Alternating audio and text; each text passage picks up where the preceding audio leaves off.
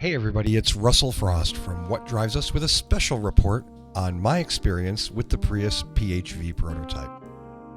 Late last month, Toyota was gracious enough to allow me access to one of the prototype Prius PHVs. Now, I've owned two Prius. My first was a 2005 second generation Prius, which I traded in last year for a new third generation 2010. I have more than 16,000 miles on that 2010, so I'm pretty familiar with this PHV. Now, why? Well, basically, this prototype is a 2010 Prius with the plug-in modifications made to it. As the third generation Prius has received enormous press coverage, I'm only going to discuss the aspects of the vehicle unique to this prototype. If you want to read another excellent article on the PHV prototype, I highly recommend visiting PriusChat.com and reading Tony Schaefer's Dr. Rangelove, How I Learned to Stop Pumping and Love the Plug. Tony's piece is detailed with lots of technical information that I'm going to gloss over in this report. Instead of the single nickel metal hydride battery pack that lives under the back seat of my 2010 Prius, this PHV prototype has 3 lithium-ion cell packs, one under the back seat and 2 under the back deck area where the spare tire is normally stored. In total, that's 100 extra pounds of batteries, more than the standard 2010 Prius. And keep in mind, lithium-ion cells store about 3 times the energy in the same space and with less weight than nickel metal hydride. Toyota states the car has a 14-mile range in EV mode when fully charged.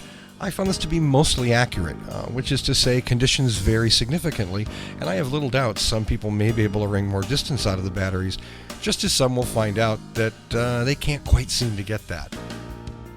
As several of my friends on What Drives Us have already attested driving the Prius PHV, it is possible to get some very impressive MPGs out of the vehicle. My goal wasn't to see if I could beat them. My goal was just to drive it as I would my own Prius and see what happened. There are excellent arguments that a 14-mile EV range is usable. I won't contest them other than to say I was somewhat surprised that, for me, it really was not adequate. Once you get an EV mode, you want more of it. Driving an EV mode on the freeway or through the city streets is fun. I want more. And I think most car buyers will as well. I'm not refuting anyone's argument about the range. I'm only saying that for me, and I think for most owners, once they have a chance to experience 14 EV miles, they're going to want more. The redeeming fact is that the vehicle charges from empty to full in a mere 3 hours from any standard 110 outlet. If your commute is 14 miles or less and you can recharge at work, you're golden. If you can't, I think you're left feeling somewhat unfulfilled when the EV gauge hits 0 miles remaining. I was. Toyota has truly perfected switching between electric and hybrid modes in this vehicle. It was frighteningly difficult to determine what was powering the vehicle without glancing at the display. I also found out that partially because of my driving style, the vehicle switches over to hybrid mode much more easily than I think it should. One needs to have a very light and sensitive foot on the accelerator to keep the vehicle in EV mode. Of course, that presupposes you're trying to stay in EV mode.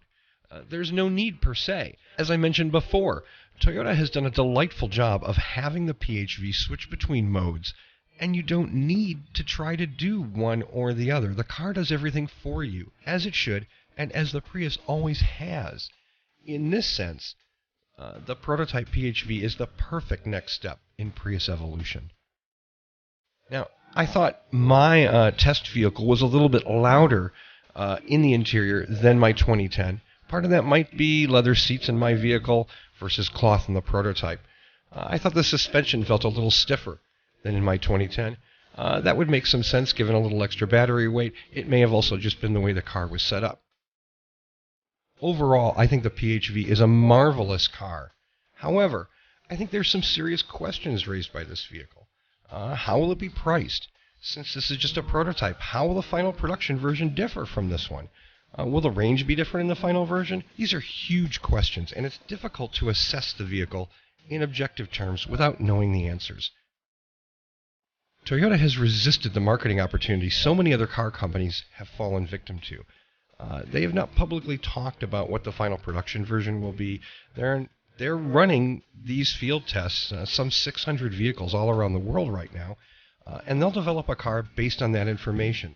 So I would say kudos to them for taking what I would consider to be a more straightforward approach than promoting a finished production vehicle and hoping that your prototype testing supports that.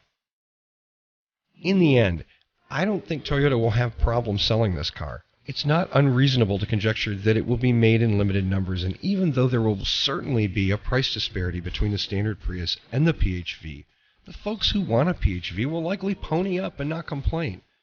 I think Toyota is going to make a great PHV for a lot of people, but from what I can see of this prototype, it's not going to be the mainstream vehicle that the third generation Prius is, and I don't think Toyota intends it to be. I think it's going to satisfy a small niche of Prius enthusiasts who might otherwise be spending a significant sum on an aftermarket plug-in solution. Thanks for watching this video. Check out the What Drives Us podcast for weekly news on the advanced tech car movement. I'll see you there.